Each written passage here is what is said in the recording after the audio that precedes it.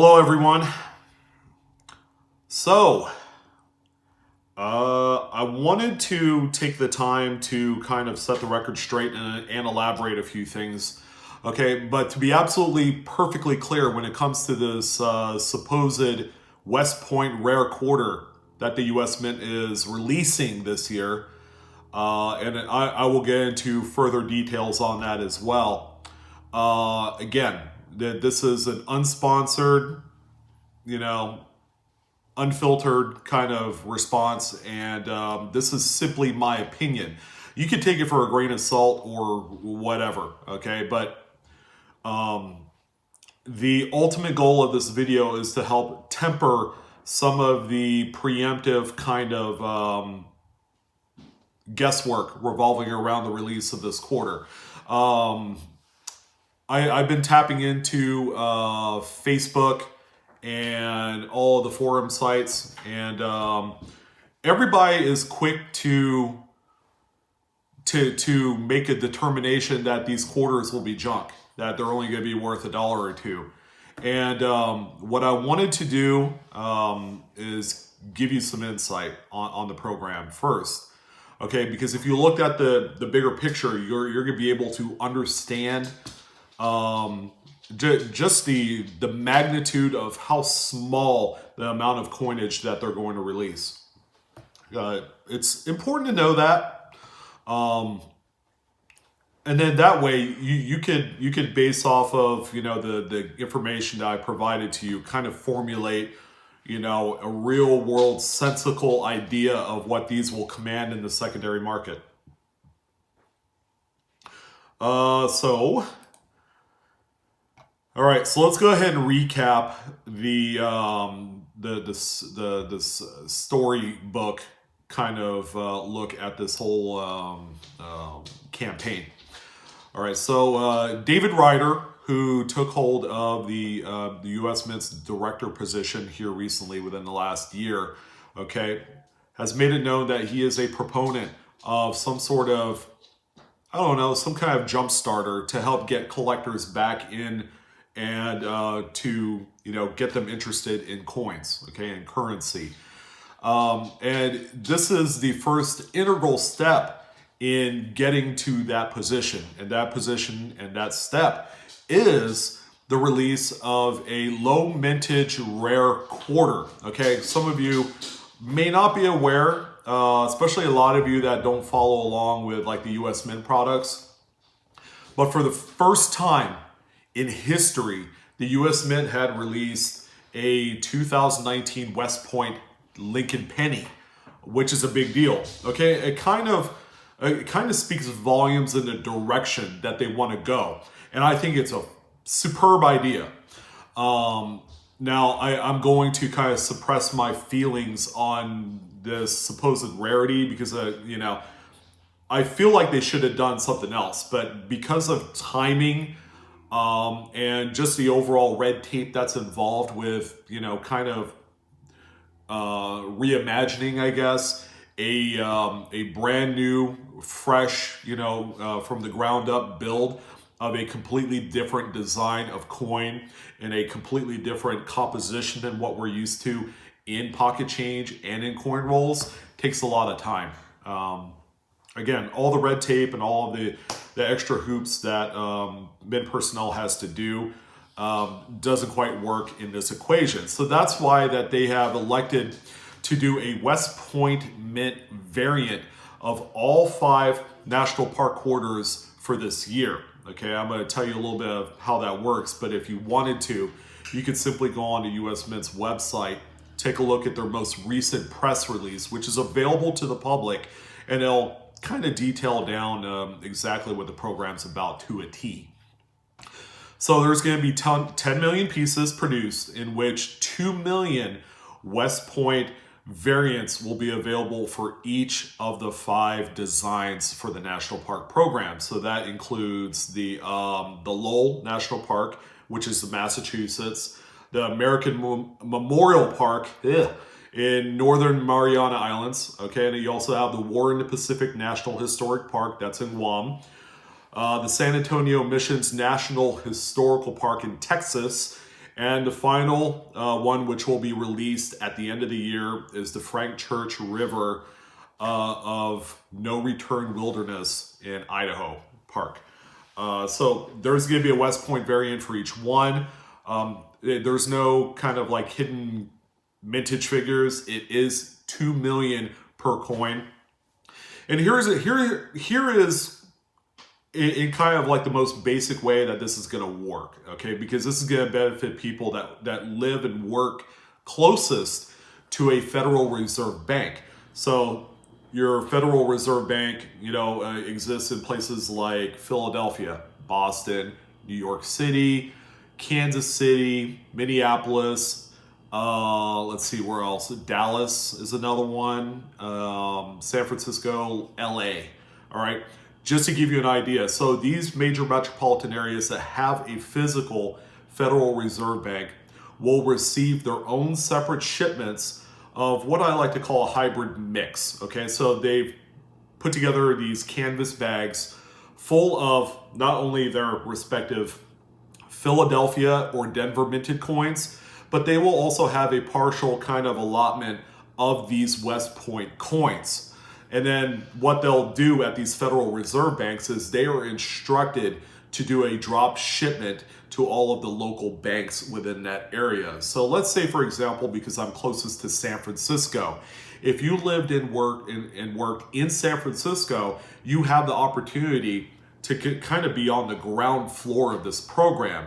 You could go to your Chase Banks, your Bank of Americas, your Wells Fargos, Fifth Thirds, whatever's closest to you, and you'll have the best shot at finding some of these coins. Okay, so that's how the program is going to work. Now, as far as timeline, okay, they have set 4 to 6 weeks as they turn around from the moment that it is shipped. So once it reaches the Federal Reserve Bank, figure 4 to 6 weeks. I peg this as kind of like a early to mid-summer release. So you'll want to kind of concentrate your coin roll hunting, treasure hunting activities around that time. So let's talk about the secondary market, because that's all the buzz that's revolving around us.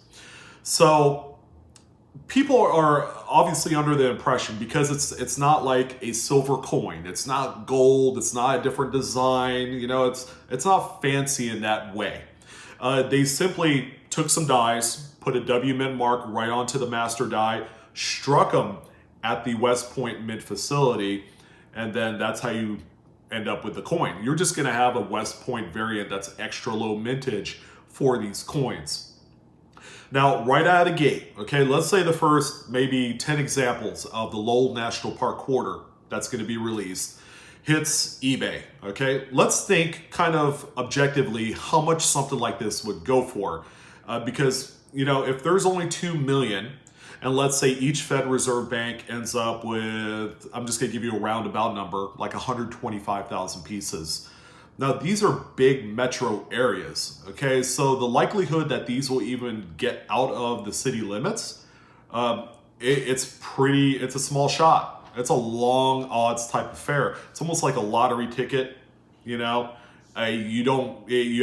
a pretty difficult time of winning, but finding one of these is what I would consider to be kind of like an instant win ticket, okay? Now, how much does your instant win ticket get you? That's a great question, and I'm going to formulate again, this is my opinion. So the first few examples, I could honestly see hitting the ground running between $100 and $200. And the big reason why for that is, okay, why did I come up with that number? Because it seems pretty far out there for a coin that is struck on a copper nickel clad composition. Well, it just seemed to make sense. Okay, if they produced, and I'm just going to use a roundabout number again because it's based off of their previous year's averages on these national park quarters, 500 million pieces for the Denver Mint coin. I mean, 2%, 2 million out of that bunch is a really small percentage. So in the grand scheme of things, you could go through, let's say, a $500 box of brand new quarters, and you will be lucky to find one. That's how difficult it is. And there's no guarantee on how these will be mixed. So $100 to $200, a lot of the people that buy at that level, just want an example. So they're willing to pay the extra premium because those first pieces to hit the open market will be of a nicer quality. Okay, the longer these things stay out in circulation, the more that they're going to get beat up and, more circulated. So those first early examples are going to be, first timers that just want the coin in the highest possible grade. Number two, they want to take those high grade examples, send them off to these grading companies like PCGS and NGC to attain the highest grade. All right, with such a small mintage number for these coins, your high grades are going to be extremely small. They're going to be as rare, if you were going to compare, to any coin in the most recent history. Let's say the 1909 SVDB. Now the mintage is a lot less, but at the same time, at the same token, the mintage of all the other coins was less during that day compared to today. All right, so let's say their Philadelphia minted 1909 was 20 million, okay, compared to that, 600,000 of the SVDB examples. And then in today's example, you have 500 million Denver coins with only 2 million. And keep in mind, the 2 million is split between both the Philadelphia and the Denver minted coins. It could be 1 billion pieces, in which that'll be just like a small kind of it's like a plane flying into the Grand Canyon. It's that insignificant at that point. So that's where I feel like all the value is going to be driven at. Now, I could see these coins, if they grade out like a 67 plus or a 68 through these grading companies, these are going to be expensive coins. Okay, these are going to be registry set bullseyes. Okay, and I like I had mentioned in the live stream, I could see these things maybe in the near future hitting like $5,000. No joke. You guys may throw rocks at me or whatever, but if you think, again, objectively about the overall quantity of a Lowell National Park quarter compared to how much tiny little speck of West Point quarters, you kind of get the big picture. Now, those are simply my opinion. These things can end up on eBay and it might sell for 25 bucks. And then in that case, then that's the market. But seeing as how quarters are one of the most widely collected coins in U.S. coin history, history suggests otherwise. And so we're going to see a nice, huge upswing. High, brilliant, uncirculated mint state examples that aren't graded are going to sell for more and more money as time goes on because there's just going to be less of them. So with that being said, that's all I really needed to say. It's okay for people to say, oh yeah, these will sell for like $2-3. No, they won't. Let's be honest. That is that's a fool's gold statement right there if I ever heard one. It's just not going to happen. This is truly going to be a rarity. Some would say, why didn't they mint 50,000? Well, that's impossible. It's just not going to happen. However, what I wanted to do is show you some pairings on the coins with the respective reverses for 2019. So stay tuned.